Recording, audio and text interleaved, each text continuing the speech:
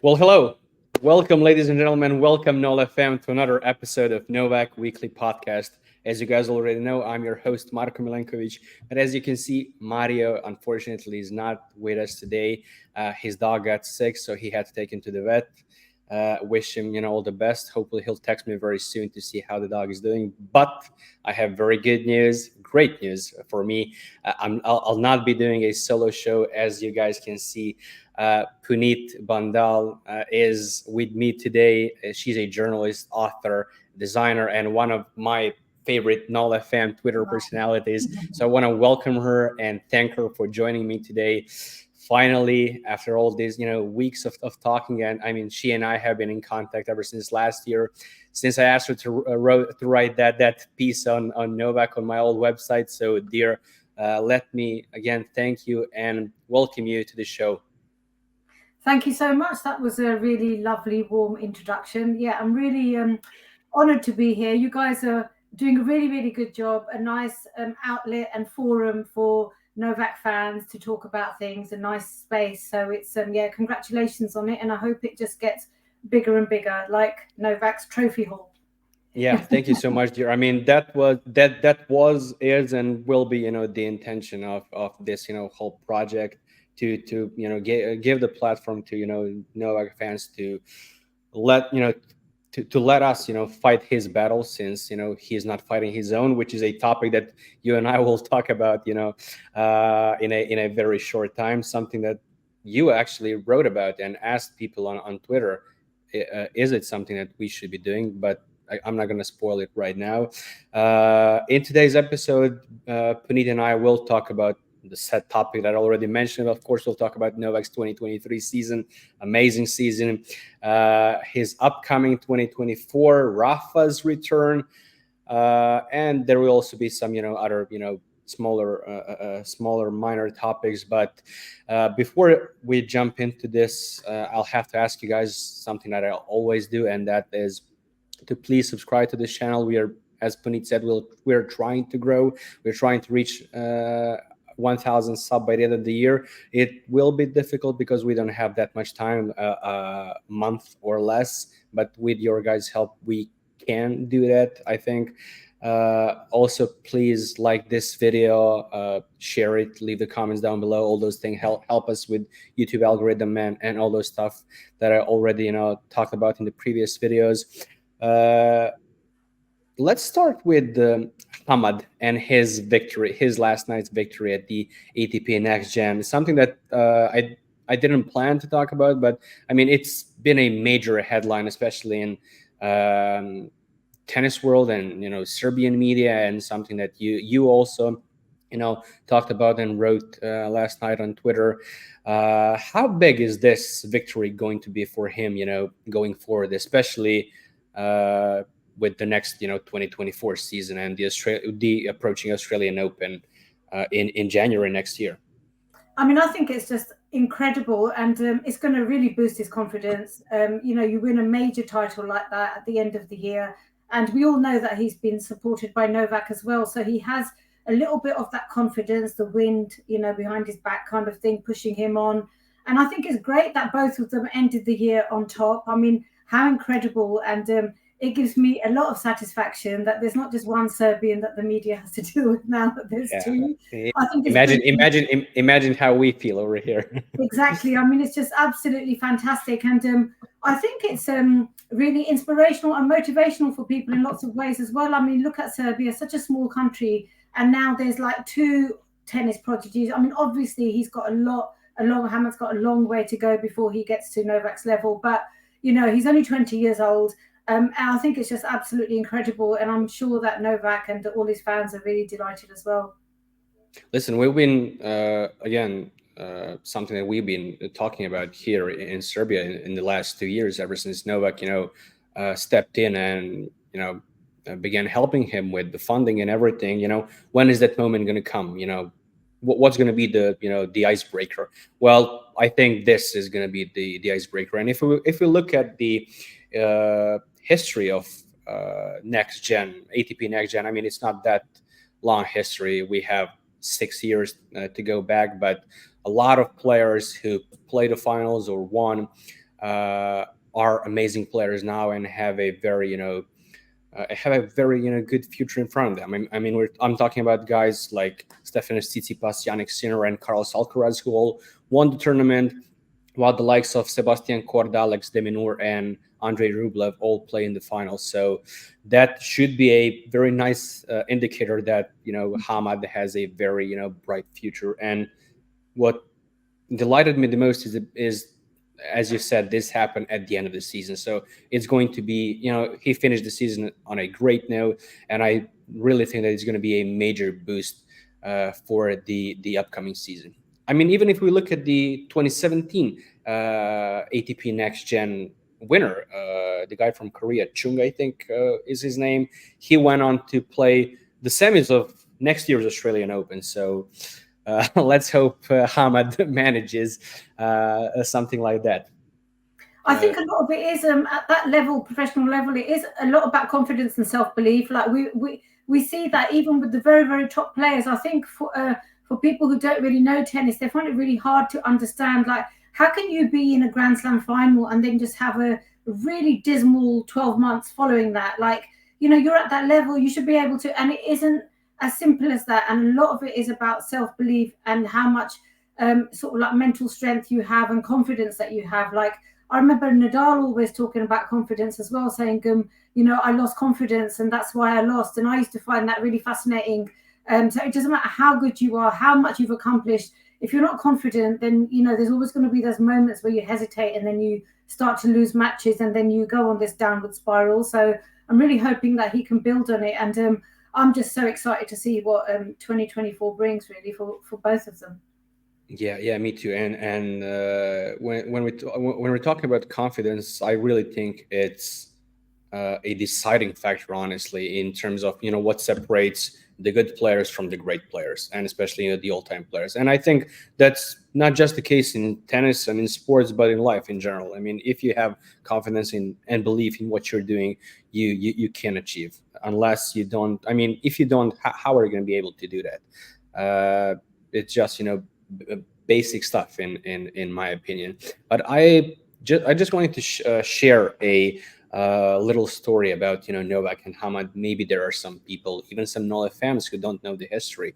So I'll read this short column from a Serbian outlet called Sportal, which documents the how the story of Novak coming to help Hamad basically happened.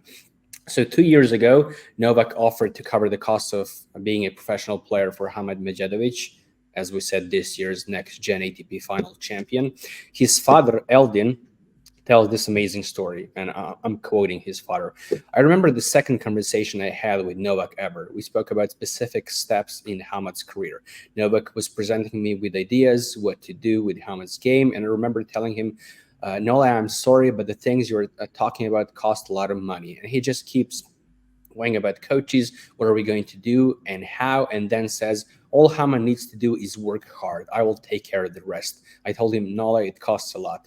At that point, Novak told me, Edo, which is his father's nickname, I'm not doing this for the money. I make my money elsewhere. My role here is to help. What kind of man would I be if I would not help the kinds that deserve it, that love tennis, and on top of that, achieve good results? I just stand there, and he adds, what we are going to do. One day when Hamad makes it, you are going to take someone under your wings and help in the same way.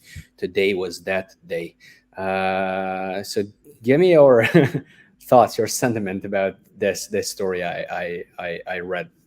I mean, that's incredible. But I think most people who know Novak wouldn't be surprised by it. We all know that he's incredibly generous, and he's gone through that path himself, where his family have had to sacrifice and take out loans, and they didn't know anything about tennis and pay those expensive fees and things. And the sport is very expensive, which is one of the reasons he set up the PTPA, because he wants to help the lower ranked players. And it's quite sad that they don't get the support that maybe upcoming football players will get, where you get your coaching paid for and you can join a club and you're taken care of.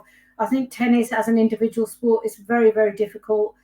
Countries don't fund it as well as they should. We know that in the UK there's not a lot of funding. So unless you have really supportive parents and you get quite lucky going to an academy or coaching, there's not much chance of you really getting to the top of the sport. And it's really sad. And I think if we want the best players to come forward over the next, the next years and decades, then there has to be something in place. And I think Novak's doing exactly the right thing. And I hope he'll inspire other players to do it as well. Like, I think some tennis players can be quite sort of, self-centered, and I'm not saying that in a sort of critical way. It's just the way things are. People think about their careers and how much do people actually put back into the sport to try and nurture other tennis players. And I think, it's great that Novak's doing that. And I hope that news keeps on getting out there, and I hope it becomes a thing that players do.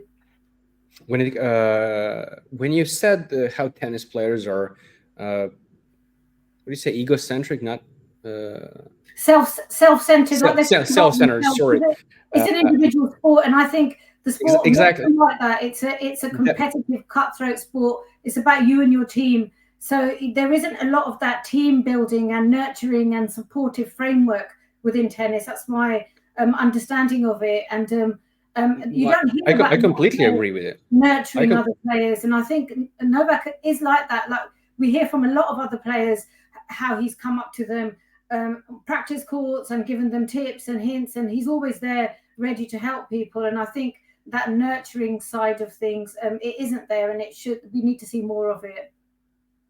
Do you think we will? Oh, I think it's difficult. Like, not everybody, I think it has to come from within. Like, a lot of players might be like, well, what's in it for me? I had to struggle, and they'll leave other people to struggle. And that's not necessarily the wrong thing. It's just the way things are. People tend to follow patterns, don't they? They've had to struggle, so therefore, well, other players have to struggle if they want to make it. Why should I do it? So not many people will be like that. I think Novak is quite unique like that. We've all seen it.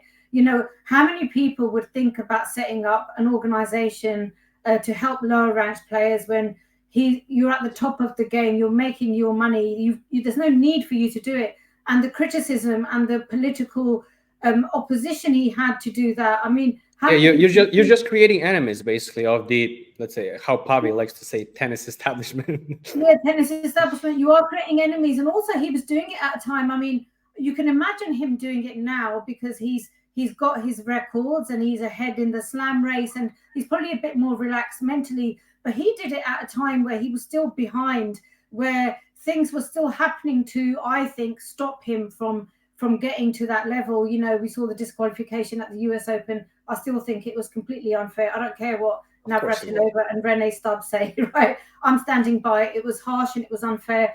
And then obviously the 2022 deportation, that was illegal in my opinion and wrong. And so he was setting up this organization when he had 1,000,001 things to do with. And you're only going to do that and nurture other players if you really have that inside you, that desire to help people and do things that nobody has done before. And he is a trailblazer in that respect. And I don't think we can expect other people to really follow suit, because not everybody is going to have that from within. I think countries need to do more. If you want your people to go on to represent Great Britain or India, whatever it is. I mean, India is a great case. So much money in India being pumped into cricket and all of that. It's a massive money spinner. And when it comes to tennis, like the whole thing about the number one tennis player, Puneet Bhandal, and he couldn't afford to go to tournaments and coach and all of this kind of stuff. And you just think it's quite tragic, really. They really need to put the money there. And and I think it's just great. The sport needs to keep growing, and we need organizations to help the players come up. It's really, really tough to make it and break through. What do you think the future holds for PTPA and ATP? How will things unfold in, let's say, 5-year time? I think the PTPA will gain more respect as it goes forward. Like, you can see it's becoming more professional as an organization, but it's going to take time. And I think the issue is getting the players to really support it. So we see people like Wawrinka complaining about the balls being different. And this is one of the issues that the PTPA could help with. And I don't think people are putting those two things together. Like, all the complaints people have about the season being too long and the balls and the surfaces being different and, causing injuries and, the players aren't being looked after. Well, you know what, join the PTPA. And if you're all going to be one and fight for the same things together, the ATP will have to listen. They will have no choice. But if you're not going to be as one and you're going to put your little complaint out on Twitter and not have a framework to Nobody argue cares about that. things, it's not going to get resolved. So I think eventually I'm hoping the younger players will see the benefits of that. And I think as more and more players sign up and join up, I think a lot of players might be feeling it's a bit taboo. You know, the negative media coverage that Novak has had about the PTPA, and obviously Federer and Nadal weren't for it, and so they spoke against it or didn't support it. And I think slowly, obviously, as we see Federer and Nadal head into retirement, you know, Federer's already retired, and Nadal, let's see what happens this year. This might be his last year. And I think as Novak then emerges as that sort of lead player, maybe the taboo about joining the PTPA might get less. I'm hoping that it will then flourish and grow. How much power because you mentioned, you know, Federer and Nadal and their influence and power in tennis world and within the ATP, how much power do you think they actually hold?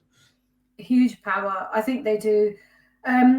I'm not so, you know, I don't really, I mean, I know Pavi talks about the establishment and other players do as well. I do think it exists, these organizations, and I do feel that a lot of the media are encouraged to write in a certain way, because I have spoken to tennis websites and a couple of journalists, and like their bosses want them to write negative things about Novak and write positive about Federer and Nadal. Now, I don't know where that comes from. I can't say that the instructions are coming from somewhere, but I do think there are some murky waters there, as I think in the mainstream media with politics as well, about wars. You know, we can start talking about all of these things, and I think there is they always say follow the money, and there is always a trail. You could probably go back and follow the money and try and find out. It's very difficult to investigate and prove these things, but I do think Federer and Nadal are very much part of that whole framework and the fabric of that establishment. And I think a lot of it is to do with the sponsors and the big money behind them as well. And I think the media is just brainwashed as well. A lot of journalists were so like, oh my God, just blind, you know, brainwashed and about the whole Federer and Nadal hype, that anybody that came to threaten their kind of duopoly was considered a villain. And I think that's why Novak did suffer a lot.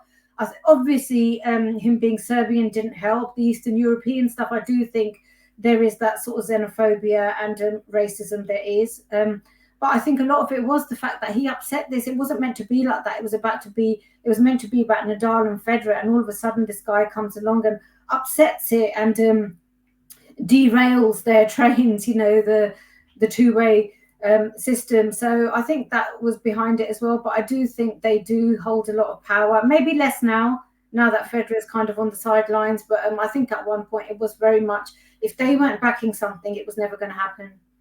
Why do you think that the British media was at the forefront of that, let's say, campaign against Novak for the last, well, since forever, basically? I asked that Pavi as well, because, you know, both of you guys are, you know, from the UK and know, you know, those things much more than, you know, Mario, who's in Italy, or me, who is in Serbia, or whoever, you know, NoleFam, who does not live in London or any other part of the United Kingdom. And how big of a factor in that case was, again, Novak declining LTA's, you know, invitation basically to represent Great Britain on the world stage? Yeah, I think that obviously had something to do with it. It was seen as a snub, like, how dare you, little boy from Serbia, decline our invitation? Like, you know, they were obviously like really cut up about it.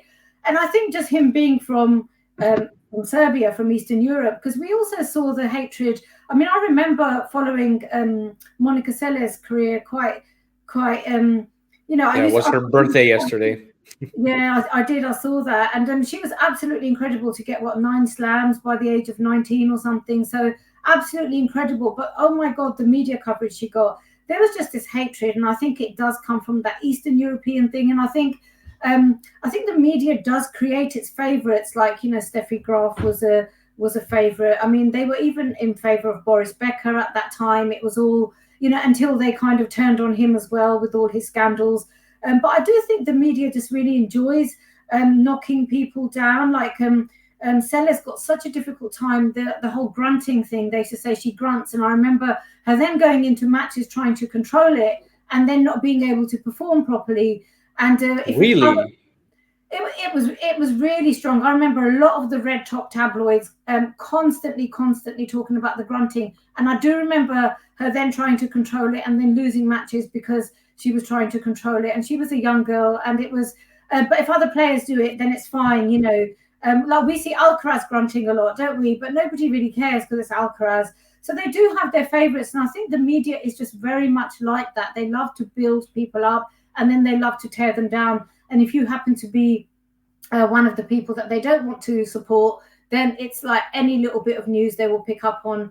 And the British media is quite powerful. You know, it all goes out everywhere else, and the other media outlets pick up on it.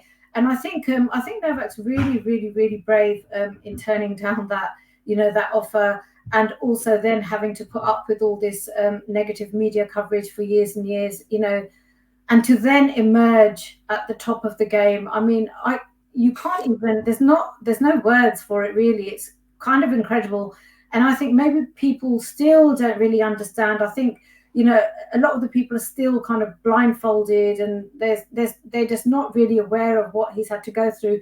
And I really want to see that documentary of his. I think that will shed. I really hope he does go on to release it, and behind the scenes, what kind of person he is, what he's had to go with, because I believe that he started recording that.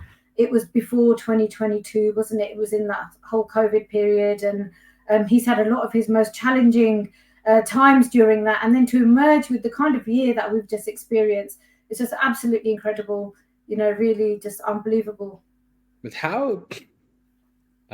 Listen, I've been watching this man since I was 13. I'm well, actually 12. I'm 28 now, so 16 years. And I mean, there were a few years before that I was aware of it, but you know, when I started watching him was in 2007, which was a long time ago.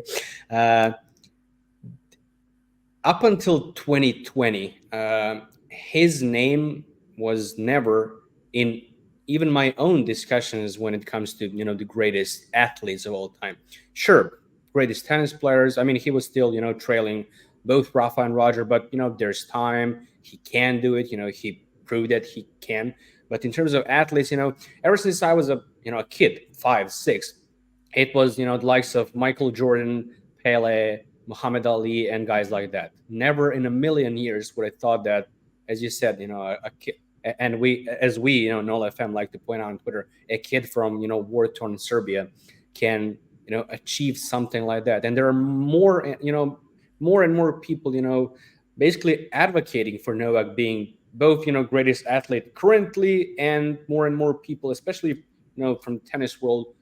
Okay, this guy might be, you know, the greatest athlete of all time because of, not only because of his success on the court, but because of what he's doing off the court, you know, with the PTPA and Hamad Medjedovic and all those other stuff, but, and especially because of the reason you said, what he had to go through in his life, basically.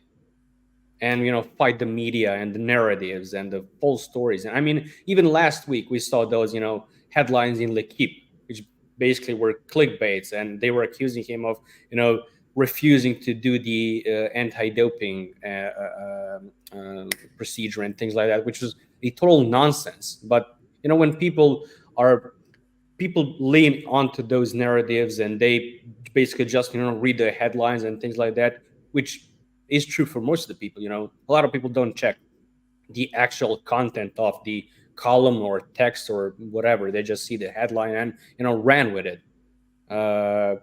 Do you think that when he retires, he will be the undisputed, you know, GOAT of sports, not just tennis? Because tennis is, you know, it's ridiculous to you know, talk about it at this point, honestly. Yeah, I mean, I think 2023 definitely has settled. I mean, I think the GOAT debate was kind of settled anyway, but until we got that lead in the slam race, it was never going to be acknowledged. And I've seen lots and lots of media coverage by lots of outlets and athletes this year saying, you know, he is undisputed GOAT of tennis. So I think that has been put to bed emphatically. And there has been a lot more dialogue about him being the greatest athlete. I mean, his fitness is unbelievable. The fact that he's on the court making younger players look tired, and obviously we saw Alcaraz cramping at Roland Garros, but I think some of that was nerves, and he's a young player, so you can't really. I'm not really questioning Alcaraz's fitness, but the fact that Novak can push younger players to get to that kind of level of fatigue. So it's unbelievable that he's able to outlast and then play back-to-back matches with younger players and still win tournaments. I mean, the end of the season this year was unbelievable. After the US Open, I did not expect anything, because he used to be quite tired towards the end of the year. And I think after 2015, he hadn't won the ATP finals again until 2021. Yeah. Going out in the group stages sometimes, because he was winning so much during the year. But I think a lot of it was motivational as well. And I think a lot of this negative media coverage, and also the fact that, you've got all the media now going, it's Alcaraz era, it's the Sinner era, Alcaraz and Sinner, that's a rivalry. And he's like, hang on a minute, I am not done. And I honestly think that the more the media writes him off and says he can't do this, that is what gives him motivation, because otherwise he has not been as motivated to win the ATP finals as he was this year, and also last year as well. He had a point to prove last year. He had a point to prove this year.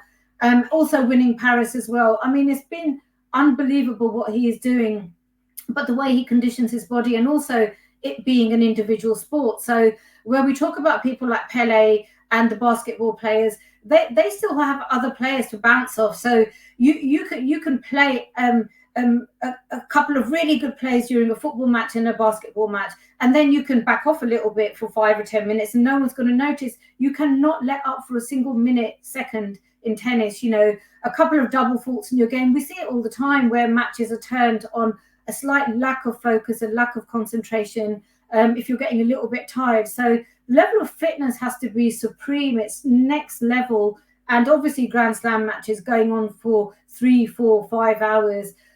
So there's no question, there's a lot of players. I saw Ronnie O'Sullivan the other day, the snooker player, saying it as well, that in any field, footballers, golf players, a lot of people are coming out now saying that he is one of the greatest athletes. Yeah, I have it here. I have his quote. This is from Ronnie O'Sullivan. Djokovic will be the king of all. It doesn't matter if you're a footballer, golfer, or hockey player. Everyone looks at Djokovic. I wish I could do what Djokovic does on the court at the table, which is amazing thing to finally hear after all these years of constant anti-propaganda or propaganda against Novak, both for his tennis on the court and his actions or antics off of it. Really fills my heart, honestly. I never thought that I would. Ronnie O'Sullivan has always been very much NoleFam. He's always said really good things, but there are a lot of players, a lot of tennis pundits, a lot of commentators who are just acknowledging, even the ones that were not supportive of Novak, with his whole vaccine choice. You can't even call it a stance, it's his choice.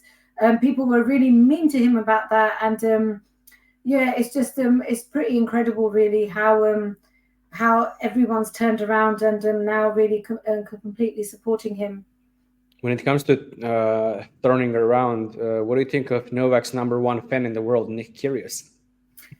Unbelievable. I mean, I think Nick Kyrgios has actually really helped Novak in the media, because you know how I think Ben and Rothenberg really used Nick Kyrgios, and in his time where, I don't know, he was going through stuff, and encouraged him to say things. And I remember there was this one video where he was cutting up a Novak t-shirt, and that upset me a lot. I thought that is just some next level schoolboy bullying, and there is no excuse for it. And Novak's never risen to the bait. He's never basically said anything about Nick, and I thought that was really out of order.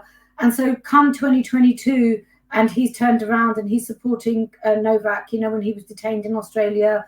I think that was amazing, and he's really carried that on, and it's been lovely to see their interaction and kind of mutual respect for each other. And I think Novak, you've got to be a really big person to be able to forget and forgive some of the things that Nick did, because a lot of it was really, really hurtful, calling his celebration cringe. And there was so much stuff mocking him and mimicking him. it was pretty bad. But you know what? I think, credit where it's due. I think Nick's turned a corner. He seems to be a lot of a nicer person now. So, I'm loving the bromance, as it were.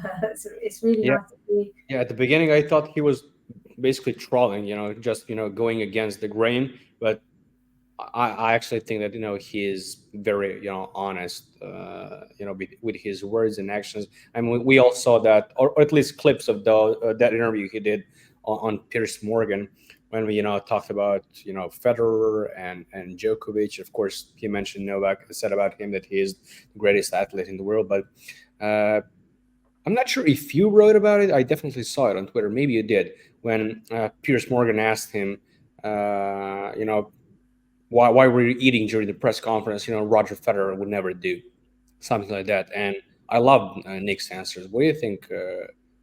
What do you think of that? Oh, when he said about Novak being the greatest, yeah, I did see it. Yeah, I mean, it's true, isn't it? Like, you've got to look after yourself. It's a 24-hour thing, and I mean, I don't even. Piers Morgan. Piers Morgan's another one who's been absolutely just completely hideous to Novak about the whole COVID vaccine thing. He clearly is a Federer fanboy, so he's been very unprofessional, I think, in his kind of criticisms about Novak. And I love the fact that that Nick said that, and it was interesting how on the Twitter page of Piers Uncensored, or whatever the show's called, something like that. They didn't include that clip. I think I got it from somebody else's Twitter account and reposted it, where he said that Novak is the GOAT athlete, and he really is. And I think there's more to come. He's 36. I'm hoping that he can carry on until 40. He's still got ambition and desire, and where he gets that motivation from, that is just absolutely incredible, because that's the key thing, isn't it?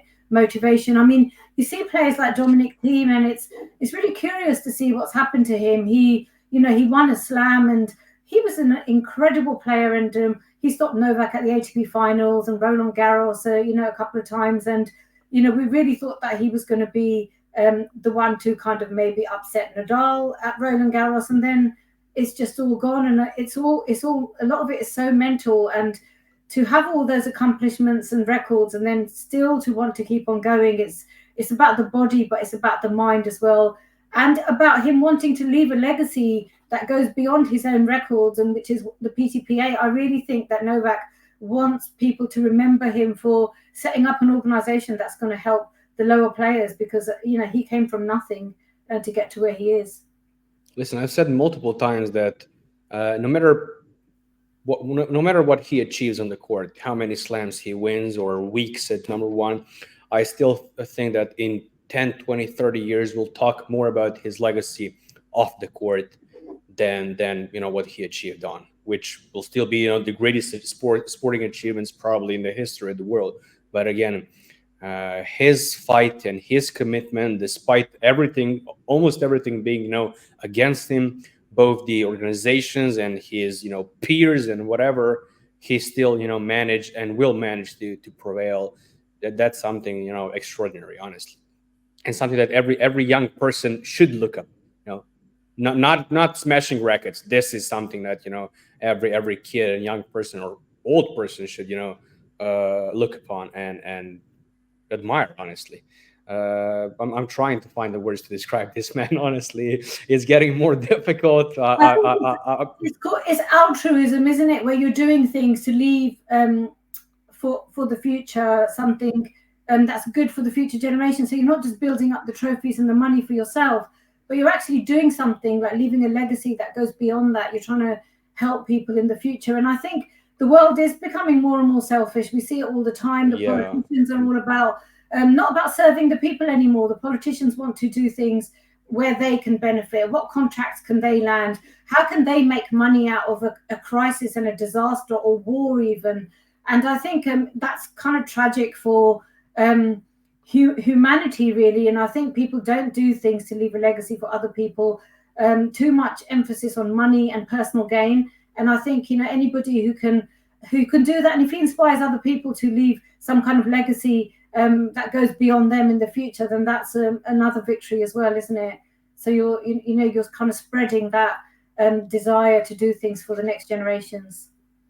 Yeah, I mean that's just the fact that we live in super individualistic world today, with consumed with materialism and stuff like that, which sucks honestly, and I feel like it's getting worse and worse by each passing day. I don't know if it will get better in the future. I sure hope so, but yeah, we'll see. One piece of trivia that I hope that you saw. Darren Rovell, he's a sports business reporter for Action Network. He wrote a tweet that said that winning bid for from tonight's or last night's SCP auctions for tennis racket used by Novak Djokovic to complete his calendar and career Grand Slam at the 2016 French Open was sold for a record $107,482, which is the highest price ever paid for a tennis racket and an auction, which is, hey, another thing to add to his legacy, right? It is. I mean, that's incredible. And I think so. The media keeps on banging on about this thing that he's not popular, he's not loved. And I'm just like, stop embarrassing yourself, because people have eyes. Like, literally, you can go and watch his when he comes onto the court, his practice sessions are full. There's hordes and hordes and hordes of people clamoring and squishing each other to get his autograph. So I think when the media keeps on going on about that thing, I think that's become really embarrassing now, and they just need to stop that, because we can see that that's not true. And they used that for so many years, that whole stupid argument that not, he's not, not loved or want to be loved. And it's absolutely ridiculous, because that's just not true anymore. And the fact that, in terms of sponsorships as well, he's doing amazing. And then, to see his rackets being auctioned at such a crazy price, that shows that people recognize that he's the greatest tennis player of all time and also one of the greatest athletes. So people want a piece of that. And I think it's great. You're not going to get a lot of mainstream media reporting this. If it was a Federer or Nadal racket, it would be everywhere by now, but it's not. And so this is where we come to, I think, NoleFam and our responsibility, and like, how much do you amplify good news or bad news? Because I found, so when Novak was detained in 2022, I was on Twitter all the time, because I thought it was absolutely horrific what was being done, and there still seemed like there was some hope that we might be able to, by pushing the stories and getting the truth out, we might be able to get the Australian government to do a U-turn and allow him to play. Obviously that never happened, and the negative media, we get that all the time, whether it's about, Novak's mysterious drink that they're mixing, which is like some salts or something like that. And all of those things get a lot of coverage. And how much should we be amplifying those things? Like, sometimes when I go on Twitter and I keep seeing this negative stuff, and I see Novak fans retweeting and commenting on it, I feel that it's so negative. Like, you go on there and you just see loads and loads. My feed is full of negative stuff, and it's not NoleFam saying negative things, but it's them reporting on negative stuff. I think a lot of people who go on the media, they might not necessarily see why we're tweeting this stuff. Like, we're actually trying to counter the argument, but we are giving oxygen and publicity to the people that are saying the bad things. So should we be retweeting and trying to correct the negative media outlets, or should we be flooding Twitter with all the positive news, like this auction with the racket, all of Novak's good stuff, how much Novak Djokovic Foundation has raised for schools in Serbia? Should we be using our time to keep flooding the media with that, or should we be countering the negative stuff? Both. If you ask me if I could, categorize them or prioritize them, number one would be, to push as many, positive stuff and positive news and stories as we can. But we do have to, counter those, false narratives and fake news and things like that. Because the reason why I'm saying yes is because I've been through that on, let's call it Serbian political Twitter, which, again, you are familiar with what happened in this region some 30 years ago, and all the negative press that this country and my nation received during that time, and still receives from time to time. Of course, it's not that heavy as it was during the 1990s, but still a lot of negative headline, negative press. And for years, we were like, I'm talking about, me and my friends from Twitter and my, Serbian political Twitter circle, however, you wanna call it. We were like, why are we doing this? It doesn't matter. It does matter, because you need to fight those stories. You need to at least show your side of it. It helps, and trust me, a lot more people, and many and more people by each year are crossing that line to kind of being on our side. That's maybe a stupid thing to say, because nobody's kind of choosing side, but it is important to hear both sides of the story. And one extra comment I would like to add, why we as NoleFam, and trust me, this podcast and all the future projects that I have, trust me, I have a lot of them. I have one called, you remember that show? I think it was aired on Discovery Channel or something like that, Mythbusters. Yes, I do. Yeah. Yeah, literally, I have a series, which I think it's actually called like that. I can't remember. I have to look at my notes, which would basically go on and debunk all the false narratives and myths about Novak. And the first probably that I will do is that Novak is not love and things like that. We'll see when that will happen, but it'll definitely be done. What I was trying to say is why we have to fight even harder is, as you said multiple times, this is an individual sport. For example, if you, let's say, I don't know if you love football or follow football, I do. That's my first love, my primary sport. When, first of all, there are more than 30 people on that football team, both, in terms of players and coaching staff. And every player has, and every person, every individual in that organization has a platform. So if one teammate has an issue or things like that, there are 30 people or more who can, jump in and help. Second of all, you're familiar probably with that outlet, The Athletic. They cover, let's say, for the Premier League, they have a journalist or journalist, depending on, how big the team is, who covers basically just one team. So they can use, that for, pushing narratives, both positive and negative, mostly positive, because nobody wants, every media outlet or journalist want to have an access, That's why, for example, when that whole saga with Ronaldo and his interview with Piers Morgan, literally every media outlet in Britain was kind of on the side of Man United. Ronaldo is going to be gone. He's going to retire, but Man United is going to stay, and they'll need access to players, coaches, administrators, or whatever.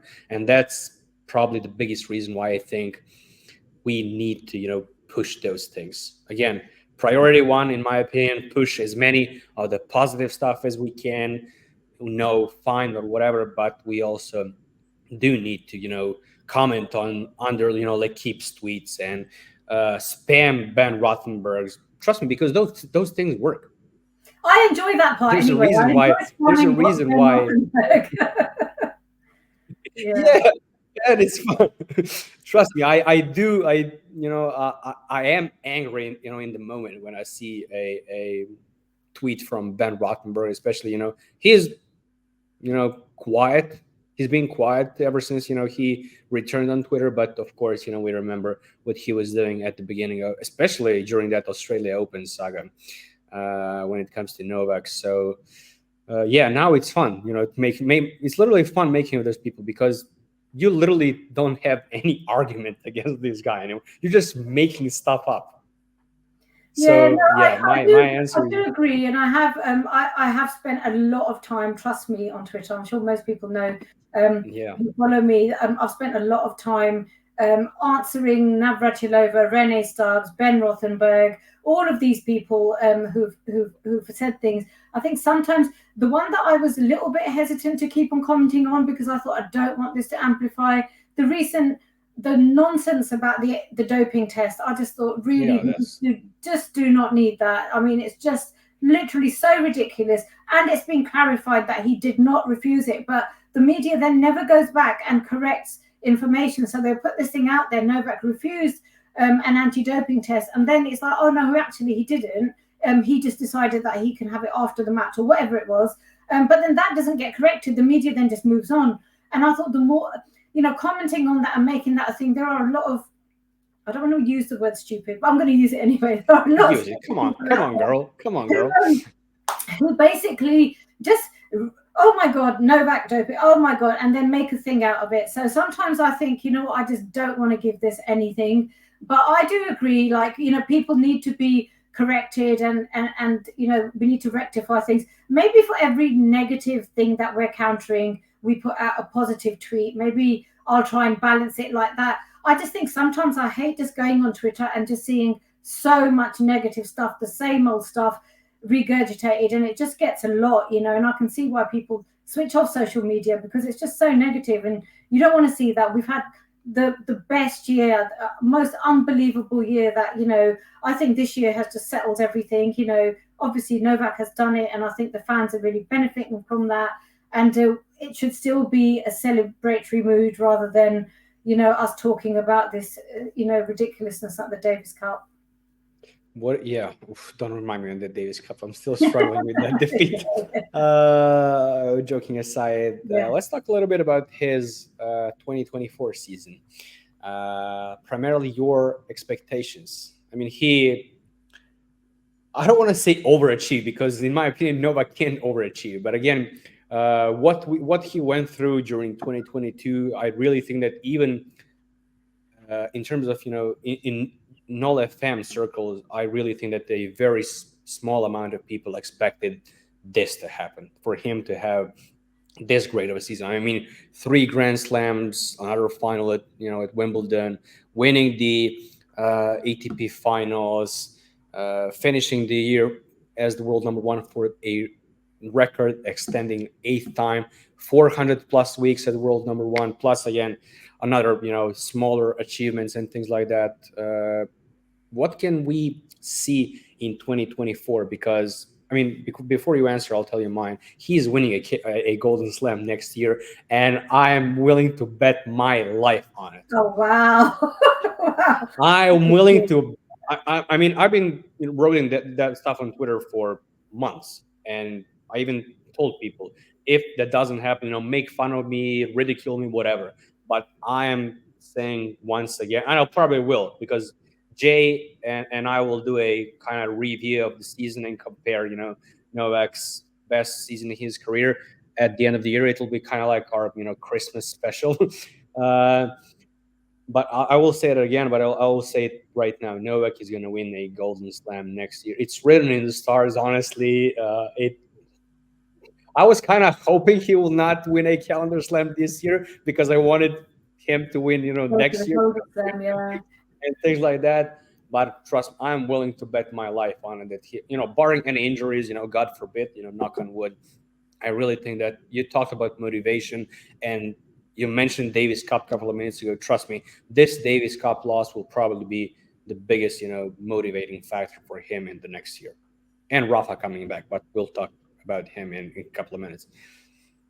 I mean, I was hoping that he was going to do the calendar slam in 2021, to be honest. And I think obviously the Olympics, it just didn't work. He was tired. It was hot. It was pressure. What do you think there happened? Because I mean, he was killing Sasha Zverev. He won the first set, I think 6-1, and was leading in the second, like 2 or 3-1. And then all of a sudden, like I like to say, I don't know if you saw that movie with Michael Jordan's Space Jam.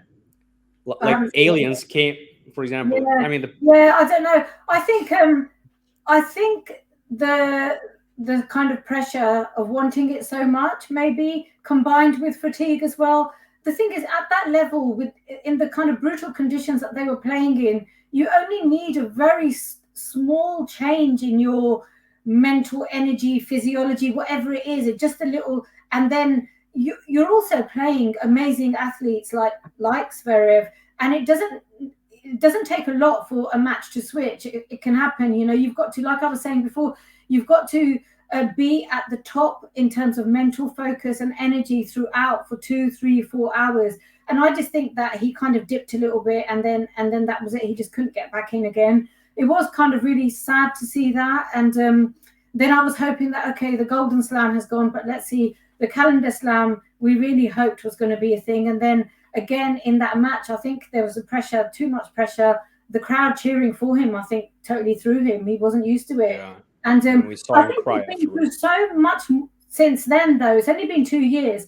But that, and then that horrific 2022 season, where we just saw things that we thought COVID was done and dusted and we'd moved on. And January 2022, and then it took him a long time to get back from that.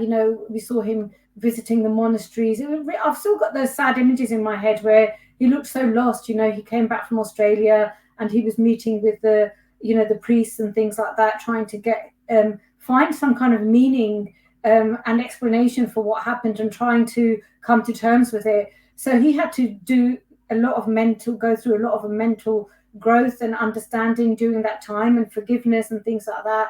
And then obviously we come to this season, and I believe that we had this season because of the season that we had previously. I think he learns from things. He's got that extreme intelligence where he won't hold a grudge. He always talks about being in the present, forget the past, don't worry too much about the future, be in the present.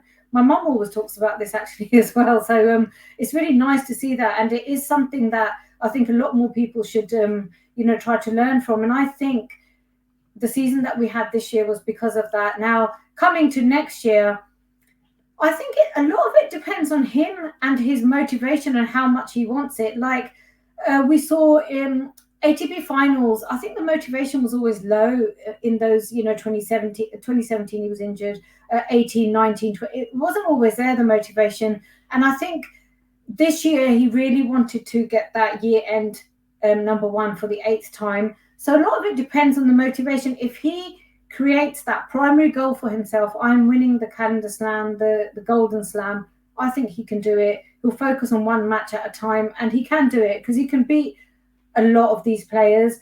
But yeah, we obviously do have players like Sinner who can really step up, and I think we're going to have some tight matches, some close matches. I'm hoping that he can do it, and I really want to believe the same as you. And personally, for me, I don't think he has to prove anything to anybody anymore. He's done amazing. Anything else is a cherry on top. But 5 cherries on top would be nice. A calendar slam would be great. Well, let us prove this one thing, and then then we're done with him. He doesn't have to prove anything. I wanted to ask you, and I have to go back to that Davis Cup loss, and we already talked about the Olympics, and that Zverev lost in the semis. Why do you think he let's say underachieves when he represents Serbia? Because even though there are a lot of criticism even from NoleFam, on Twitter and social media when he lost to Sinner, or when Serbia was eliminated against Italy in the semifinals in Malaga. But me as a Serbian, and there are always haters and naysayers and whatever, but vast majority of Serbian population doesn't think that he owes us anything. Whether he wins another Davis Cup or gold, whatever, we're not holding anything against him, because what he's been doing for the last 15 years and what will do for, let's say, the next couple of years is immeasurable, honestly. But if we look at stats and things like that, it is a little, I'm not gonna lie, I am a little bit disappointed, because just having won one Davis Cup with having the greatest player of all time, and there was that time when we had that, let's call it, golden generation with Tipsarevic and Troitsky and Nenad Zimonjic, just one Davis Cup, and his inability to win gold at the Olympics. Do you think that's purely because he puts way too much pressure on himself to deliver those achievements, those trophies? Sorry. There could be. I think in terms of the Olympics, I think that probably is a thing where he just wants it so bad. The gold, a gold medal. There's loads of prestige around that, and winning it for his country. There probably is. I think the pressure thing. Also, their best of three match. Yeah, the best of 3 format. Maybe if it was best of 5, he would have won Olympics by now. But I don't think we can say he's underachieved in the Davis Cup. You have to remember it's a team sport, and I think that he's carried Serbia to obviously the 2011, and then he's won all his singles titles for how many since years? then. Yeah, since then. So how can we say he's underachieved? I think it's really harsh and unfair to say he's underachieved. He hasn't. Maybe some of the team haven't been able to step up, but I think with Davis Cup, he's done as much as he can. This year, I think Yannick Sinner just didn't allow him to take those match points. And then it was a case of Sinner just stayed on top and then broke. And it was so close. And literally, it could have been anybody's match. It was like a little shot here and there that was going to decide that. So, and I think had Serbia gone into the final, they had a great chance against Australia. So I don't think he's underachieved. I think they're very, very small margins.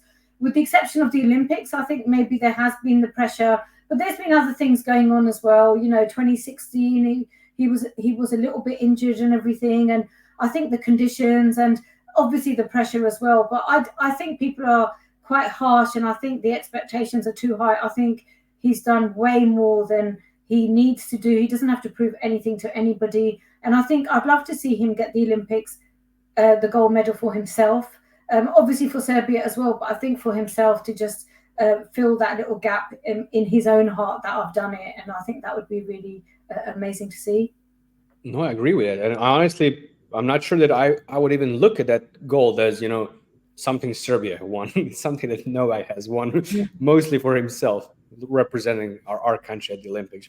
But I mean, I mentioned pressure, and you said that, and there are a lot of people who are saying exactly what I mentioned to you, both in the Serbian press, my friends in this country, as well as our international NoleFam. But if that's the case, which I really think it is, why does he keep talking about it and constantly I want to win the Olympics? That's my number one goal. Because if I could give him one advice, it would be, dude, just stop talking about it. Okay, you want to win. We all want you to win, but stop talking about it. I don't know, literally, but I don't agree with that, because I think that's what makes him who he is, because he's always been the one. I know, but I want the most weeks at number one, and I want to win the most slams, and I want to be the greatest tennis player in history. And I think if you didn't say those things, and that if you're not saying them, you're not believing them, and you're not going to be able to fulfill them. But I think he's absolutely right, and I think he should keep talking about it, and I think he should have a good chance to win it. And if he doesn't, it doesn't matter. I think it's great that he's open and honest, and he's not like the other players that pretend they don't want to achieve this stuff. Because I really, he believes in that, making things happen because of the believing in it. So, I think it's great, and I think he should just carry on and just prove everybody wrong. And he's going to do it his way anyway. He's not going to listen to you. So, he's not. Yeah. So, I think that's what makes him who he is, and I'm all for it. I think talk about it and go out there and achieve it. Listen, I already gave my prediction for his 2024 season, and it will be kind of funny that he wins his first ever gold at the Olympics playing at the Roland Garros courts on clay. Oh my goodness! I mean, he did manage to win it at Wimbledon on grass. He didn't manage to win it hard courts. It would be funny if he wins it on clay in Paris. Against Nadal. Yeah, and the amazing dream ending to this, to this rivalry, wouldn't it? Right. That would be incredible. Nice segue into Rafa Nadal. We all saw those promotional videos of him saying that he will be back at the start of 2024. He'll play Brisbane, if I remember correctly.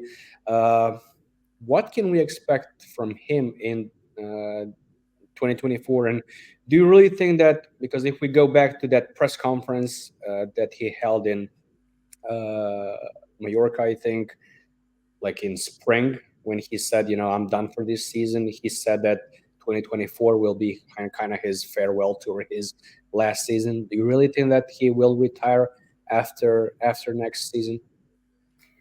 I only think he's going to retire if his body doesn't hold up. I mean, I think there's something very addictive about winning, the adrenaline. It's like we see it with Murray. I mean, what is Murray trying to prove to anybody? Yeah, I don't know. He's not even getting the results, and it's almost painful to watch. I mean, I admire his passion for the game, his willingness to put himself through all that training and, trying to keep himself relevant in the sport. He doesn't need to prove anything to anybody either. He's had an amazing career, against the big three, and he won 3 slams and was world number 1 and all of that.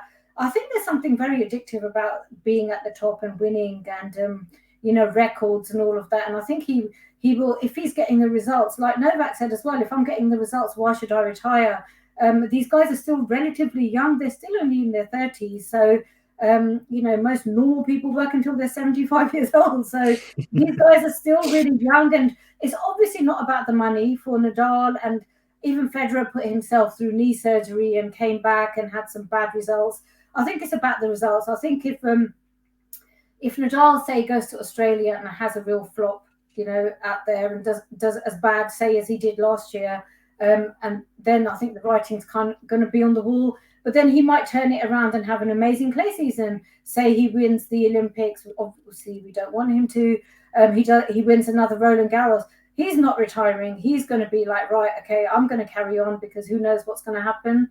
So I think it just remains to be seen. It's an unknown quantity, but if he's coming back, he must be fairly confident that he's got some kind of form and fitness back. And you can't ever rule Nadal out. He's defied his body and injury over and over and over again and come back to win slams. And, so I think we just have to wait and see. I think it's fascinating and I'm really glad to see him back. We want more Nadal Djokovic matches on hard courts, especially. It's been a long time. And so I'm really delighted that he's coming back and it keeps everybody really excited. Yeah, it would be nice to have that rematch of 2019 Australian Open, right? Definitely. Do you think that those two, Rafa and Novak, is that the greatest tennis rivalry of all time?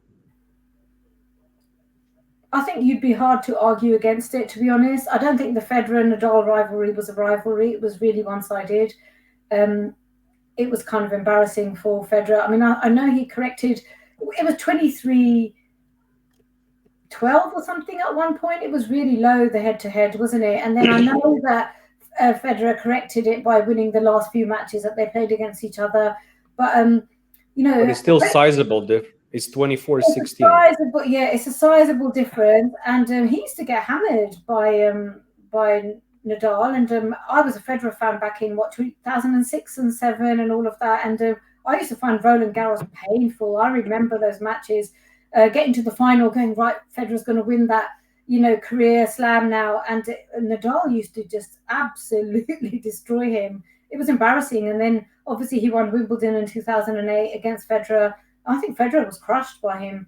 So that wasn't. And I think Djokovic, Nadal, and I think it's been underplayed a little bit because Federer was always there. And I think the media tried to always make Federer and Nadal the rivalry, and it wasn't. I think if you look at the numbers and how close the matches have been, I still think it's been a bit skewed because Nadal has missed so much of the hard court matchups that should have and could have happened. He used to be injured at the end of the season, so he wouldn't play Paris and ATP finals and all of that. And they haven't played on hard courts for a long time. So I do think it's 4 years.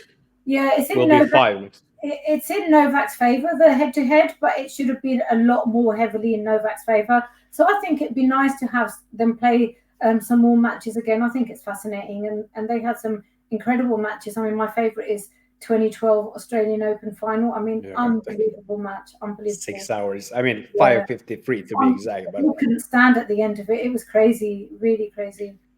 You know why I think that's Novak's greatest victory ever? Because I always have to factor in that he literally played a 5-hour 5-setter against Andy at 24 hours before this. So he played 11 hours of tennis in 48 hours, which is... It's just mad. Insanity, isn't it? The fitness, honestly, supreme fitness, incredible.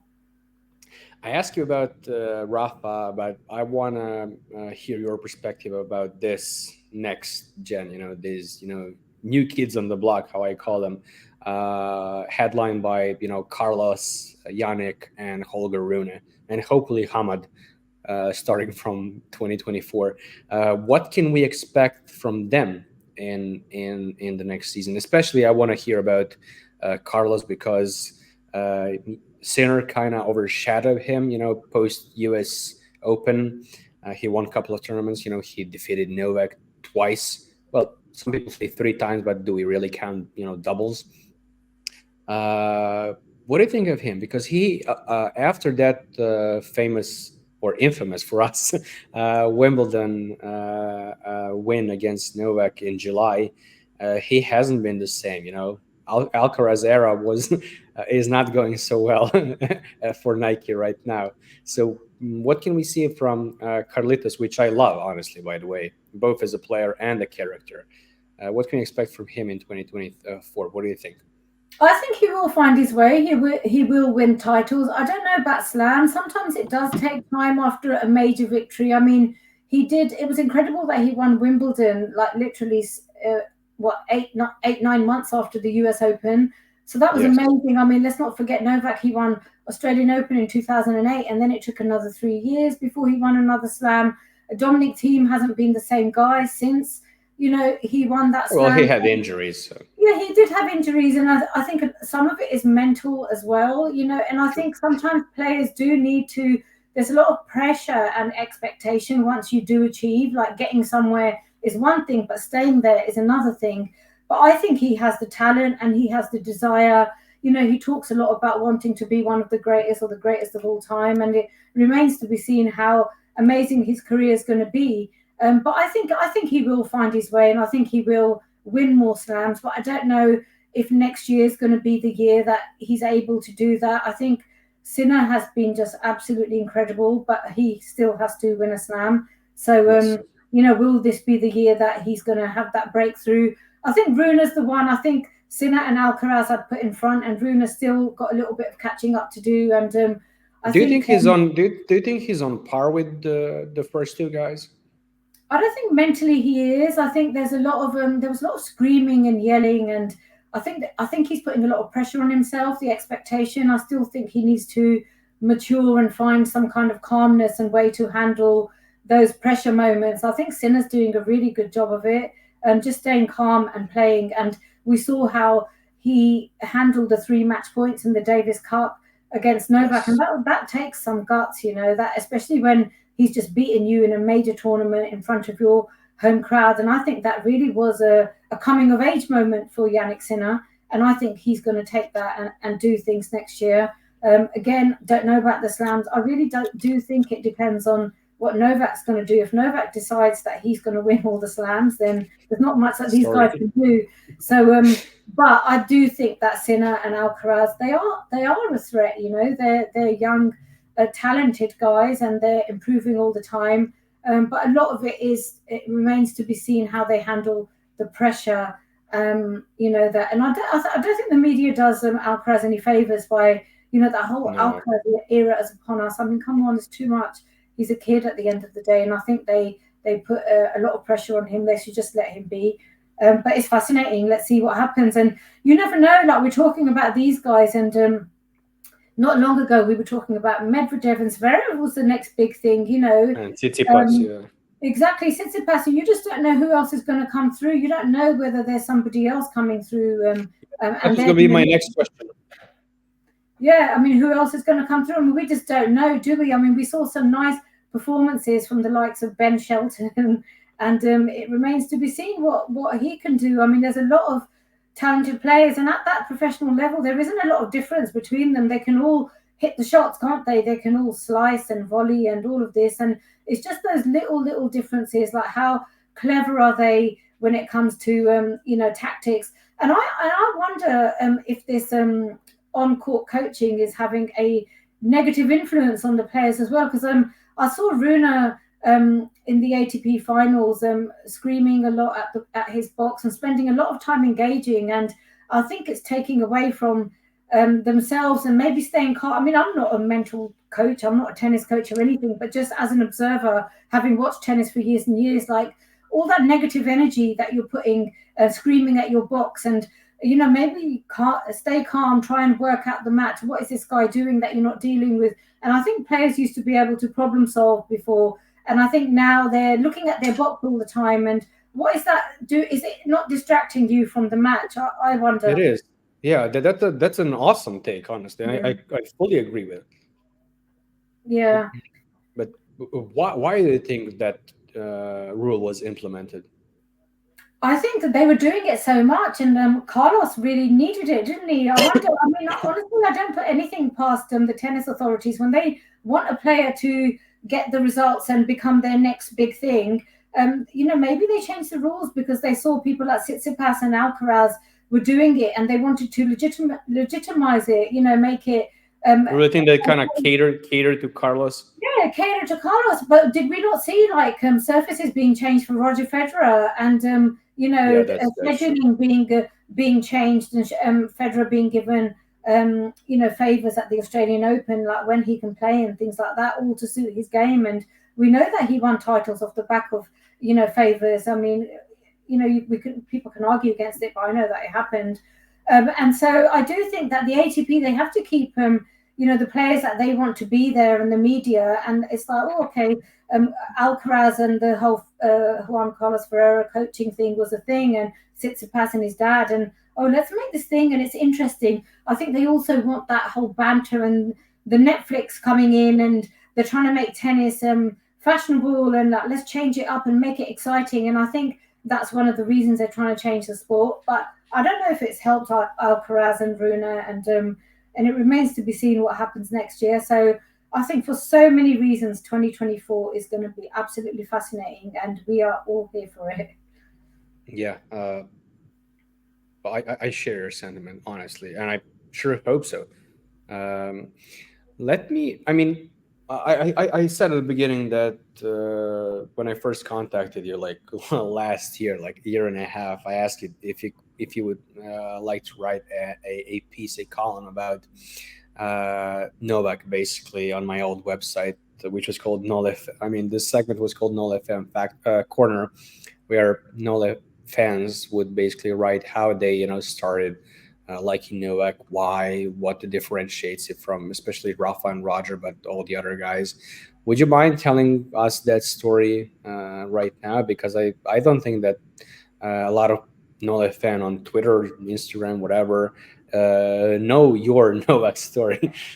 And I would like to hear it again as well. So I was, I've been a tennis fan for years and years, like before Novak even, existed in the tennis world. So I go back to, I used to support, I remember being a fan of Lendl. I remember being a fan of, a massive fan of Boris Becker and that whole Steffi Graf. I used to love women's tennis, actually, in that whole Steffi Graf time, Gabriella Sabatini. And I was, there was a bit of a lull after Boris Becker, sort of like stepped away from the game. I wasn't really into Sampras, to be honest. I admired his game, but as a character, he didn't really grab my attention. And so 2003 comes along and Federer wins Wimbledon, and that little squeaky cry he did at the end. And I was like, oh my God, this guy's so cute. And anyway, so then I started following him, and I loved his tennis like so many other people. Amazing, ballet, graceful, all of those things. And oh my God, Nadal was a thorn in my side, because Federer would play Nadal and I'd be like, oh my God, he doesn't know how to play Nadal. And I followed him for years and years. And I remember in 2009, when he finally won Roland Garros, he was 2 sets in a breakdown to Tommy Haas in one of the rounds. And I was like, oh my God, he's not going to do it. And he came back to win that match. He won Roland Garros, and I was like, Federer is the greatest of all time. And then I was aware of Novak, and I remember watching some of his matches. And I remember him retiring a lot. He used to have the stomach issues. Yeah, he did in 2009 and 10. I remember him retiring a lot. So that was my memory of Novak from at that time. But then come 2010, so I'm still a Federer fan, and I'm watching US Open, and those 2 match points saved. And I was like, oh my God, this guy, how the hell did he do that? And I was like, obviously a little bit disappointed about Federer, but I was like, wow, like Djokovic has done this thing. And then the next year comes along, 2011, and I think that year was interesting because Novak was winning everything, and he was also taking down Rafa Nadal, and that was what got me really hooked on Novak. And I was like, oh my God, here's somebody who knows how to play Nadal. And I was loving it, and I was watching him. I think he beat Nadal 6 times back to back or something. So yeah, in the and finals. Play. And I remember following these matches and being absolutely awestruck by this guy who knows how to play and beat Rafa Nadal. And then the US Open comes along, and Federer and Djokovic are playing again. And I had this deja vu thing, like 2 match points, and Novak wins the match again. And I was like, hang on a minute, did this happen? Because I was in the same room. I remember being at my mother-in-law's house, and I was watching this match, and I was like, this has just happened. Did last year happen, or have I just imagined it? And I remember going on my phone trying to work out, like, this has happened. And I was delighted that Djokovic had won that match, and I was feeling like, hang on a minute, this is weird. I'm a Federer fan, and Novak has just beaten Federer in the same way again, and I am happy about it. And that's when I realised that, okay, I am a Djokovic fan now. And I think I've seen Federer make some sort of snarky comments about Novak in press, about after that semis in 2011. Yeah, that and some other little things as well, about when he used to like retire from matches, and he was like, oh, he never completes matches, he just retires and gives up and things like that. And I think Federer had become Mr. Establishment, and I think I didn't really like that. And I liked Novak's interviews, and I found him to be like an authentic guy. And I think I just thought, okay, this is happening now. I have to accept that I am now a Novak Djokovic fan. And then obviously, like Australian Open, oh my God, my dream match, Nadal being beaten by the guy who knows how to beat Nadal. So it was interesting how I became a Djokovic fan, but I haven't wavered or changed since then. I'm not one of those people. I know some people are really proud of saying that they were a Novak fan since this year or that year. It wasn't 2007 or 8 for me. It started a little bit later. But yeah, I mean, what joy this guy has given, and the fact that the media was against him and made me want to support him even more. And I think that really has helped, because I always found that he was always really authentic and the media was always really unfair and harsh. And I just felt like I need to support this guy, and I'm really glad that I did. And what a ride it's been for the last decade. It's been amazing. Yeah, and you're raising your little daughters to be in NoleFam as well. Which, by the way, those little videos that you post are one of the nicest thing I ever saw on both Instagram and or Twitter. Honestly.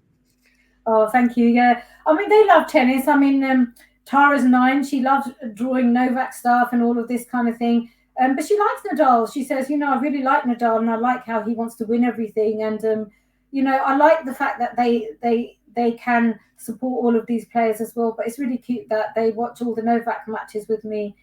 And it's lovely. And they managed to meet Novak this year. We went to Roland Garros, which is the first time I've been. And Novak was very, very sweet. He's always really cute with children. And, we had a little selfie with him. And it's really cute. And he signed, so this is like the tennis books that I write. He signed a copy for Tara at one point as well. So I've got these little books. And this was a true champion. And that was inspired by Novak as well. In the COVID lockdown period where I really, really missed tennis so much, I was like, I feel like I need to do something. And I wanted to write a book about that reflected kind of, the character isn't Novak. It's not about that. And I'm not saying the character's Novak, but about what he represents, sportsmanship and honesty, and about the fact that winning is important, but it's also about just being honest. That we see time and time again Novak giving points away to the opponent, even at important points, or applauding his opponent. Fair play, right? Yeah, fair play. And that's it. It's all about taking part, and you can be a true champion even if you lose a match. It's all about what you represent on the court, and about honesty and sportsmanship as well. So it's really cute that my kids love tennis, and I just want children to keep on watching the sport, because it's given me so many amazing moments, and it continues to. I think we're again at a fascinating moment in tennis where we've got next gen and current gen and Novak gen all fighting it out for the big titles next year, and I just can't wait to be discussing this maybe this time next year, and to see what's happened. It's going to be incredible. What was the first Novak's match you saw live? The first one, I think the Australian Open final is one that I do remember Novak from 2007, but I can't pinpoint and I can't honestly remember. But I remember because I've always watched the Slam matches and Australian Open final. I remember him winning that and thinking, "Whoa, like amazing." And then we didn't really, he didn't really obviously build on that how maybe he could have over the next few years. And I was still very much a Federer fan. So I don't have a lot of memories. My memories all stem from 2010, that US Open final. That is etched in my mind because that happened. And then it happened a year later. And he beat, Nadal on clay so much. And him beating Nadal was really the things that I remember. I'm just like, I just can't believe the guts of this guy and the bravery to step up and take on Nadal on clay. It was unbelievable. Like Federer wasn't able to beat him on grass at that time, and he was doing it on clay. And I think for me, those are the memories. What about the first match you attended? The first match I attended, 2016 ATP finals when he played Murray. So I think my husband bought me tickets to take my dad to watch Djokovic play live ATP finals. And the year-end number one was riding on that match. And I just remember it being so fast. Like we had really good seats quite at the front. And sometimes I think you need to be almost further back to see the ball because it was flying, these fast indoor court. And Murray won that match in straight sets. And it was, my dad's a Murray fan. He loves Murray. He wanted Novak to win for me, but he wanted Murray because he always supports like the GB players. And so I was kind of happy that for my dad that Murray won and he won the year-end number one. And I was quite disappointed that Novak didn't win. And then I think the next time I saw Novak after that was the year I think it was 2019 when Dominic Thiem beat him at the ATP finals in the round robin stage. And then I was like, oh my God, am I a curse? Like, should I stop going to Novak matches? But then I saw him win Wimbledon 2022. Yeah. And that was how was that experience? I mean, you, Pavi, Julie, Reggie were, wilding during that tournament. Yeah, on live TV every day. You hang out with Yelena. How was that experience? It was amazing. It was like memories of a lifetime. I mean, I think I saw 6 out of the 7 matches live on centre court and supporting with NoleFam and Yelena as well. It was just a dream come true. It really was unbelievable. And you just can't really find the words for those kinds of moments. It was incredible. And to see him, win Wimbledon, there was a lot of pressure on because he hadn't won 2022 Australia. Obviously, we know what happened. And the fact that Nadal won made it harder because the slam count was getting further away from him. And then Roland Garros, Nadal won. And there was a lot of pressure. We were feeling the pressure. And I remember when he went 2 sets down to Sinner and I was sitting there. And I remember Christina from NoleFam, she was very positive. She said, he's got this, he's going to win this. And I remember just sitting there going, oh my God, so much pressure. Like, we felt it. We were like, he has to win this. He has to win this. There's no choice. And he did it. But it was really difficult. And obviously a lot of people were worried that has he got it in him now after what he's been through, that whole trauma of 2022? Is he actually going to be able to come back and get to the position where he once was? So I think we really needed that victory really badly, and we got it. And I think, it was a relief when it happened. What was going through your mind during that quarterfinal match against Yannick, that he was, trailing 2-0?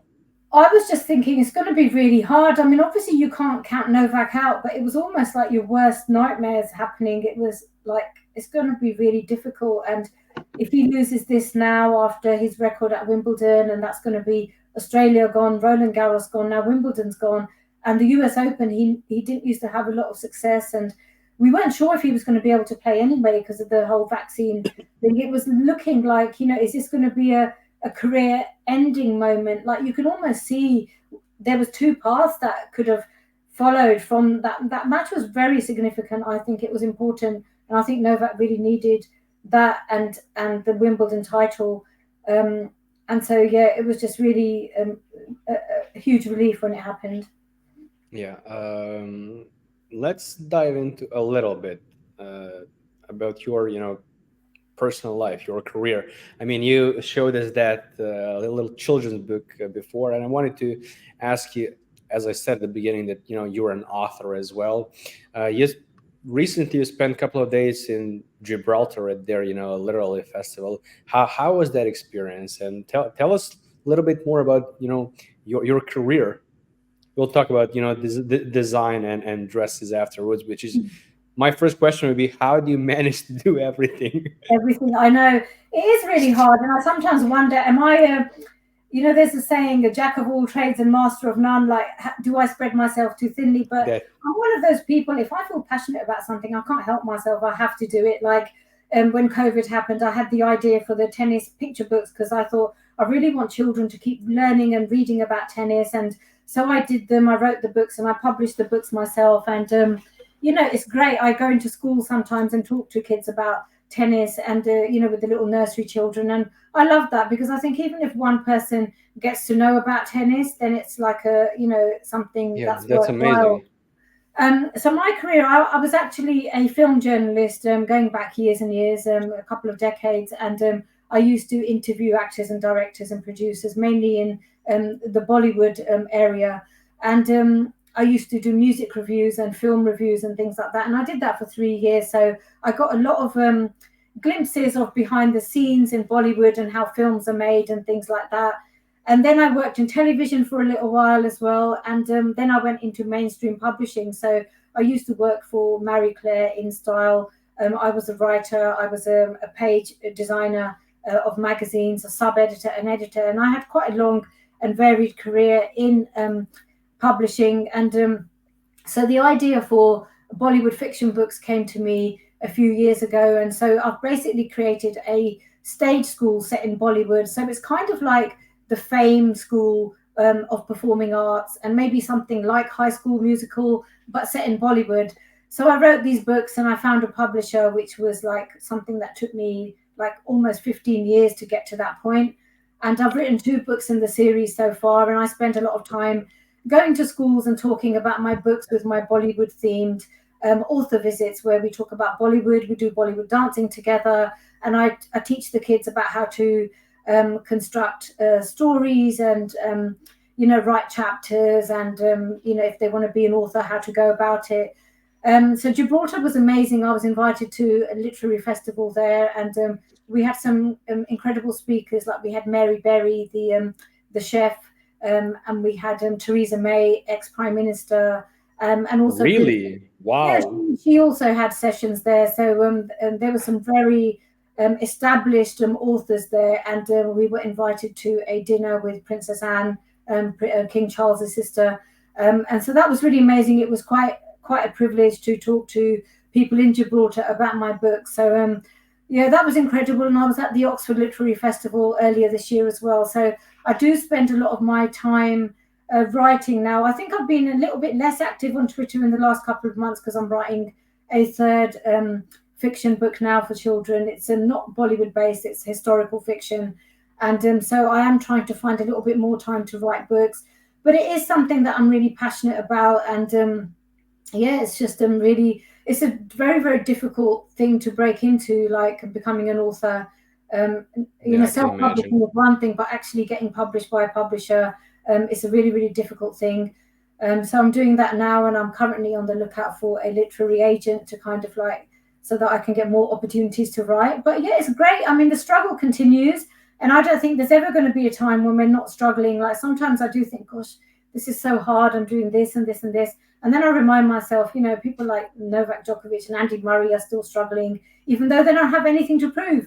And I think life is a struggle, and I think you should always strive to fulfill your kind of potential and your kind of desires, really. Whatever it is you want to do, nothing is impossible. You just got to put yourself out there and do it. Yeah, I agree with that. Can we expect some, tennis sports children's book in the future? Yeah, I do want to add to these. So I've got 2 of these books so far. So they've both got different themes. This one was the one about sportsmanship and about being a true champion. And then I wrote this book. This was interesting, actually. Sister Rivalry. Sister Rivalry. And the reason I wrote that was because I thought for every tennis player who makes it, there's a failed sibling in there somewhere. A lot of players a lot of players start playing, and there's always like, you normally get all of your kids signed up to tennis. So I've got 4 kids, and all 4 of my children have had tennis classes. And my kids 4 kids. I've got 4 kids. I've got 2 older children, and I've got 2 younger ones. The older ones refuse to go on social media, so that's why you probably don't see them. Good for them, honestly.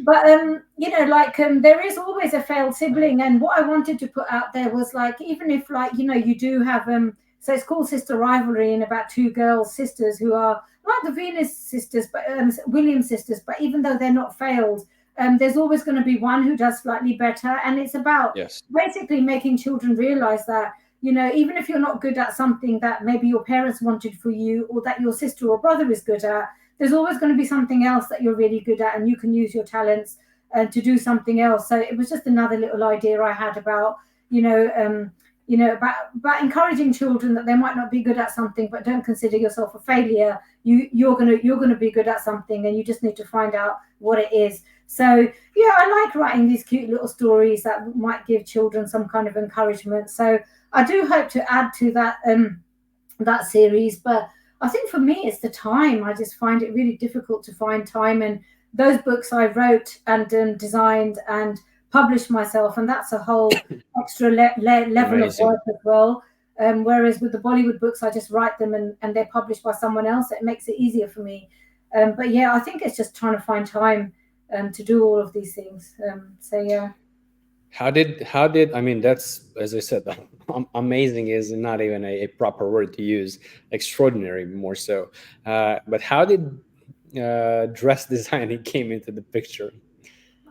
So dress designing was something, so after my a few years of journalism, when I worked in like the mainstream magazines, and I did a lot of fashion magazine work as well, and then I just had my 4th daughter, and I was no longer able to go to work. I was at home with I think I had 4 kids under the age of 9. So 2 of them are all girls? No, I've got 3 girls and a boy. So my eldest daughter, she's a girl. Then I've got a boy, and they were a year apart. And then I had 2 younger girls, and I was no longer able to go to work. So I thought, I've got to earn some money somehow. So I made a dress, I designed it, and then I had a couple of people saying, "Oh, I'd like to buy this," and it kind of just snowballed from there. And before I knew it, my living room was full of dresses, and I had mannequins in my living room downstairs, and my kids used to be absolutely petrified of these mannequins. And so I kind of just started the business from there, and it was kind of like, again, a thing that came out of passion. And but I have had success. I've got a website, and I do take orders for wedding dresses and pageant gowns, and I'm currently designing the a dress for Miss England, and she's going to wear it to the Miss World competition in March. I saw that. It looks amazing. So yeah, I do a lot of work with the pageants and Miss England competitions, but the Miss World thing is going to be a first. So to actually have one of my creations at Miss World is going to be something that's really cool. And again, it's like it's just one of my things. It's not a full-time kind of business, but it's something that I've kind of built up to the point where I don't want to drop it. And so I just try to keep everything going together in tandem. And I'm just like, right, I can't add to this workload I've got now. So I just try and keep it all going. By the way, is that your dress or blouse that you're wearing? No, this is just something I thought, you know what, it's Christmas. So I thought I'm going to... Yeah, very festive, yeah. I love sequence, yeah. On this side, you can see my little NoleFam. I'm on the other side. Okay? Oh, on the other side. My little NoleFam badge that I designed, the little logo. And I was putting up my Christmas tree today, and I got this out. So this was given to me by Christina. Yeah. It's not actually a real picture. I wasn't that close to Novak. But I don't know how she did it. It's so cute, and it's got snow in there. My little Christmas bauble. So that's going to go up on my tree today. So I thought, let's do a bit of bling for Christmas. Of course. I mean, it's holiday season, so why not? Yeah. Listen, dear, I have 2 questions left for you from NoleFam, and then we'll wrap this up. First one is it wise for Novak to participate in the United Cup in 2024? I think if he wants to do it and acclimatize, I think a lot of people think that they know him better than themselves. Oh my God, why is he even doing this? He's not even gonna. And then he won Paris and he won the ATP finals. A lot of people were saying he shouldn't have played the ATP finals. He doesn't need to do it. He just needs to focus on this. I saw tweets saying that he doesn't really need it because he already had it was a record equaling with Federer, wasn't it? I think a lot of fans felt that he hasn't won it. He won it last year, but before that he hadn't won it for many years. He's not motivated to win it, and the chances of him winning it are slim. So he should save himself for the slams. But I think Novak knows himself better than anybody else. I think if United Cup gives him that impetus and that energy to go into the season and build on something, then I think he should do it. If he wants to do that and it's playing with teammates and I just think if he wants to do that, then he should do it. He should decide what he does. Yeah, I mean, we already discussed about us not giving him any advices. So yeah, and the other question is, which of these players will you support when Novak retires? The usual suspects, Sinner, Rune, and Carlos Alcaraz.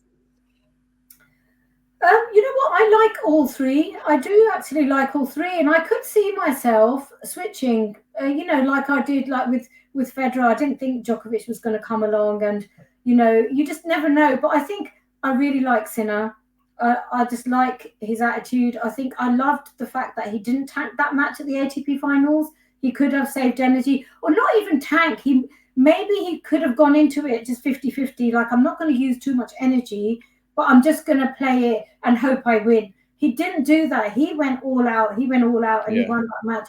And I love that about him. And how he stepped up at the Davis Cup as well. Like, obviously, we're disappointed that Serbia didn't win, but I love the fact that Jannik was able to do that. So I think Jannik is probably my number one there. I really like Rune, but I like Alcaraz. I think his honesty is kind of refreshing as well. And I like the way he kind of like conducts himself. I like I know the media goes on about him smiling on court. He does have those moments where he's got angry and expressed his anger and taken it out on a racket, and I like that about him. I think that's normal. Plus, he's a kid still. He's 20 years old. And I do like that he can smile on court. He can be angry on court, and I really like him as well. So I can see myself. I think tennis is in a really good place with these guys, and I think I really hope that they can fulfill that kind of rivalry and the expectation that people have of them, and keep tennis growing. Really.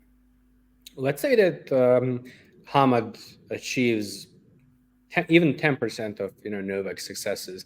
How many NoleFam members would actually support Hamad when Novak retires? And do you think that Serbia connection is really that strong? That's an interesting question. I think for some it will be. I think for some it will, but not for everybody. I think a lot of people like Novak because of what he's done for the sport and what he represents. And I think there is a little special place in a lot of NoleFam's hearts for Serbia, and I will certainly always, when I see anything about Serbia, I do like. We almost are like honorary Serbians in a way, That's true. That's true. Yeah, so I don't know if we'd, maybe be following Novak to all his matches and watching all of them in the same way, but there is that connection. Like I might be watching a British player. There is that connection, or an Indian player, because obviously my origin is India. My parents are from India, and I think Serbia is the same thing for us now. We've got that other nation that's part of us, and I think it will definitely always be a part of us. I think if you followed Novak. Yeah. By the way, I remember when Pavi guest starred on that Game to Love podcast, and I think one of the hosts, Ben, or I can't remember the other guy, JG or some. Apologies. Asked him if who would you cheer on if Serbia and England play in the World Cup final, and of course he said England because he's from England, but we wouldn't have to imagine now if you saw yesterday's draw for the Euros in Germany next year, Serbia and England will be in the same group, so it will be a fun experience at least, and it will be played during Wimbledon. It will be fun, yeah. It's going to be fascinating, and I think if you're a Novak fan, then if England does lose, then at least you think that you've won anyway. Like, so for us, it's a kind of, maybe it's a win-win situation. I mean, I think we have that dilemma when we have the cricket matches. My dad always supports England, but when India plays, it's always a little bit towards India because that's his origin, and he was born and brought up there, and that's your kind of heritage. But I think there is always a little bit of you that's not quite sure which way you should be going. And I think that's going to be the case, isn't it? When you're sort of like, you feel you belong to two different nations and you're never quite sure. But I think you just have to, at the end of it, say, hey, I won, whoever wins. Yeah, there are no losers in that story. Listen, dear, I wanted to thank you again for, first of all, joining me, but second of all, this amazing conversation that we had. I really, really both appreciated and enjoyed it as well. One of the funnest conversation I had in a while, honestly. Really sad that Mario wasn't present with us, but yeah, hopefully when we're done with this, I'll check my phone to see if he texted me and how the dog's doing. You've been amazing, guys, girls, ladies, especially if you're not following Punit on Instagram.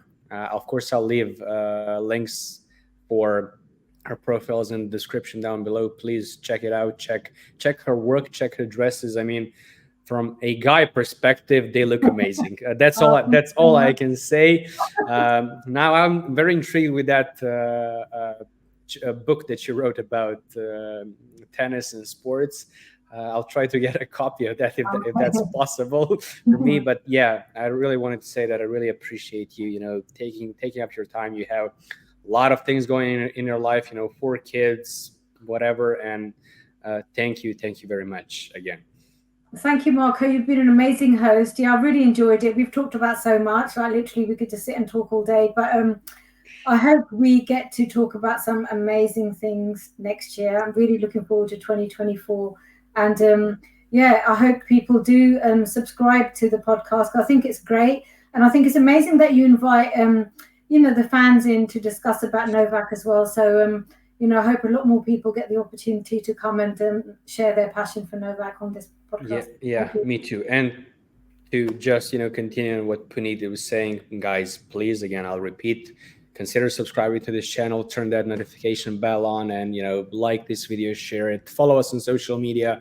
As I said, we are not done yet. We still have a couple of episodes coming until the end of the year, including that Christmas special with our friend Jay. And in 2024, there will be some extra content, so you can expect that. But I want to announce next week's video right now. It's not going to be coming out on Monday, which is when we usually post it. Probably be midweek Wednesday, because I'm going to Rome next week. So there's that, plus, the scheduling. But it might be the most interesting episode yet, because we will not have a NoleFam or a journalist. We will have one of the biggest Rafa fans on our pod. So yeah, probably will be spicy.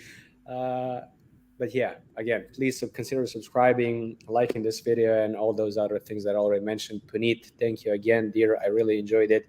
And I'll see you guys in the next episode. Bye. Thank you, Marko. Take care. Bye. Bye.